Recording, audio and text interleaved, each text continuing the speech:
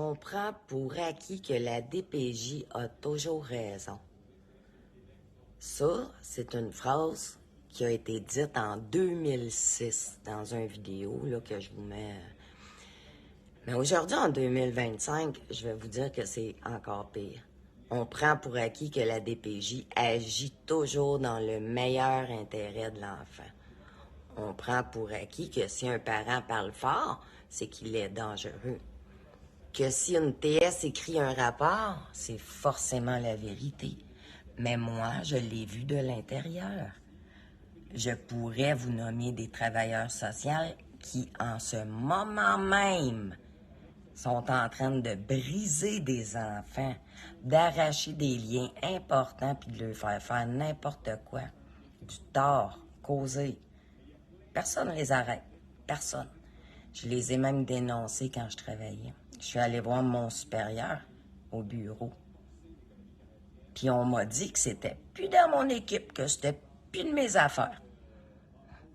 Fait que j'ai pas d'affaires à m'en mêler. C'est pour ça que là, je dénonce à l'externe, tu sais. Alors quoi? On ferme les yeux.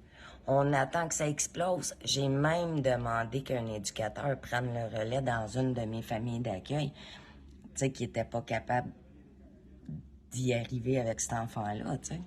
Puis il avait même pas les compétences de base, là. Le monsieur parlait de ses roulottes, parlait de n'importe quoi, mais jamais des vrais problèmes. Puis aujourd'hui, c'est moi qui travaille plus à la DPJ. Mais eux, ils sont toujours dans vos foyers.